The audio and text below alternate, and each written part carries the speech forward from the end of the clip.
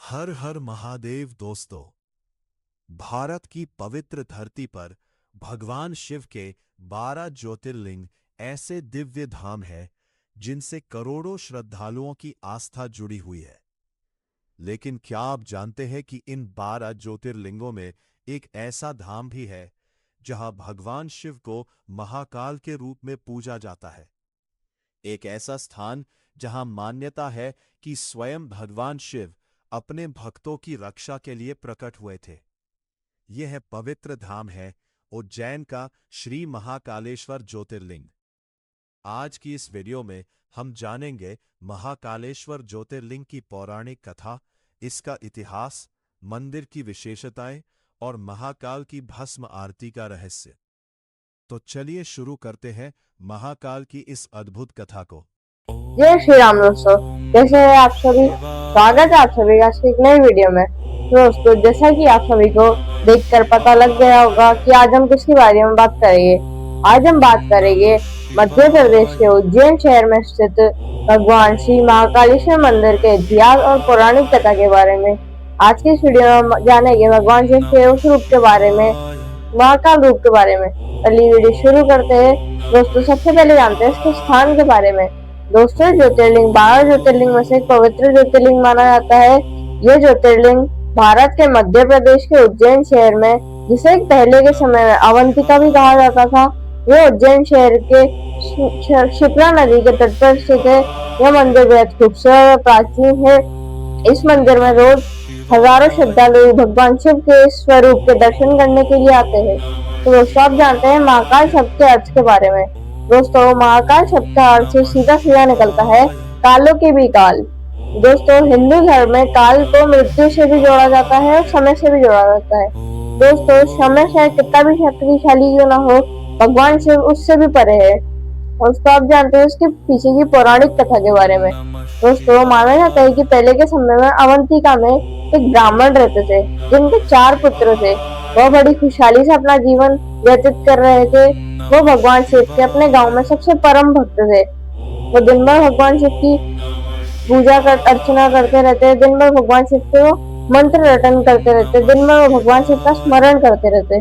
उनके चारों बेटे भी उनकी तरह ही थे। वो दिन भर भगवान शिव का स्मरण करते रहते, भगवान शिव के मंत्र का जाप करते रहते। दोस्तों, माना जाता है कि यहाँ पे एक राक्षस भी हुआ जिसका नाम था दूषण। दूषण ने कई सालों तक भगवान ब्रह्मा की तपस्या करी। भगवान ब्रह्मा उसकी तपस्या में प्रसन्न होकर उसे दर्शन दिए। माना जाता है कि दूषण ने भगवान ब्रह्मा से वरदान मांगा कि वह सबसे ज्यादा शक्तिशाली हो जाए। भगवान ब्रह्मा ने उसकी हजारों साल की तपस्या को देखते हुए उसे वरदान दे दिया। लेकिन दूषण ने इस शक्ति का गलत उपयोग करा। वह ऋषि को डराने लगा, ऋषि मुनियों की तपस्या भंग करने लगा और सारे गांव वालों को परेशान करने लगा। धीरे धीरे उसका अहंकार और बढ़ गया।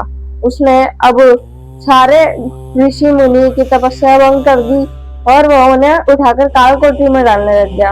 अब सारे गांव वाले चिंतित हो गए। उन्होंने सोचा कि अब हम क्या करें।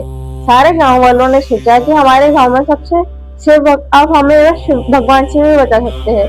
तो हमारे गांव में सबसे परम शिव भक्त केवल वो ब्राह्मण ही है। वो सारे गांव वालों ने मिलकर फैसला किया कि हम उन ब्राह्मण के पास जाते हैं मदद मांगने के लिए। सारे गांव वाले उन ब्राह्मण के पास गए। ब्राह्मण और सारे गांव वालों ने वहाँ पे एक भगवान शिव का शिवलिंग बनाया जो कि दक्षिण मुखी था। दोस्तों, इसके पीछे का भी रहस्य हम आगे की वीडियो में जानेंगे। दोस्तों, उन्होंने यहाँ पे भगवान शिव का शिवलिंग बनाया और वह उनकी पूजा करने लगे, उनकी अर्चना करने लगे, उन्हें पुकारने लगे ताकि वह उन्हें उस समस्या से बचा ले। उसके बाद माना जाता है कि जैसे दूषण को पता चला कि सारे गांव वाले ब्राह्मण मिलके भगवान शिव की पूजा कर रहे हैं ताकि वो बच सके, वैसे ही दूषण अपनी पूरी सेना को इकट्ठा करता है और वह उस ब्राह्मण के घर की ओर चल देता है। जैसे ही ब्राह्मण के घर पहुंचता है तो ब्राह्मण और गांव वालों को मारने के लिए जाता है। तो दोस्तों, वैसे ही वहाँ पे एक शिवलिंग फटता है और वहां से भगवान शिव अपने रौद्र रूप में प्रकट होते हैं, जिन्हें आज हम महाकाल के रूप में जाना जाता है। दोस्तों, महाकाल का अर्थ होता है जो कि समय के भी परे हो, जिनका समय का कोई बंधन नहीं हो। दोस्तों, महाकाल में इतना गुस्सा था उनको भक्तों को लेकर क्योंकि वो दूषण उनके भक्तों को परेशान कर रहा था। उन्होंने पल भर में दूषण और उसकी पूरी सेना को भस्म करके रख दिया और उन्होंने बोला, जो भी मेरे भक्तों को परेशान करेगा मैं उसका यही हाल करूंगा। उसके बाद सारे गांव वाले और ब्राह्मण मिलके भगवान शिव से प्रार्थना करते हैं कि भगवान शिव आप यहीं पे अपने इस रूप में यहाँ पे विराजमान हो जाओ, ताकि सारे गांव वालों का और जितने भी लोग यहाँ पे आपके दर्शन करने के लिए आए उनका सबका कल्याण हो और सारे लोग मृत्यु के डर से खत्म हो जाए। दोस्तों, मृत्यु हमारे जीवन का सबसे बड़ा सच होता है। दोस्तों माना अब जानते हैं यहाँ पे होने वाली सबसे प्रसिद्ध आरती भस्म आरती के बारे में। दोस्तों, यहाँ पे रोज सुबह ब्रह्म मुहूर्त में भस्म आरती होती है। रोज सुबह सारे पंडित मिलकर भगवान शिव के ऊपर भस्म चढ़ाते हैं। दोस्तों, भस्म आरती हमें यह बताती है कि हमें हमारे जीवन के सबसे बड़े सत्य मृत्यु से नहीं डरना चाहिए। और उसको आप जानते हैं यहाँ पे दक्षिण मुखी शिवलिंग के बारे में। दोस्तों, दक्षिण दिशा का संबंध सीधा सीधा यम से होता है या यम और मृत्यु से होता है। इसीलिए आज हम इन्हें महाकाल के रूप में जाने जाते हैं, जिन्हें मृत्यु के भी देवता कहा जाता है, जो हमारे मृत्यु के भय को खत्म करते हैं।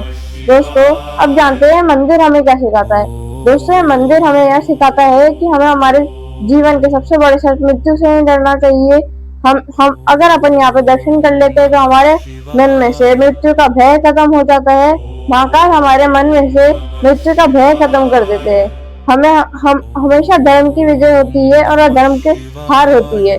तो यह था इसका इतिहास और उसकी पौराणिक कथा। अगर आपको आज की वीडियो अच्छी लगी हो तो इसे लाइक करें, चैनल को सब्सक्राइब करें, कमेंट में हर हर महादेव जरूर लिखिए। मिलते हैं अगली वीडियो में। जय श्री राम, हर हर महादेव।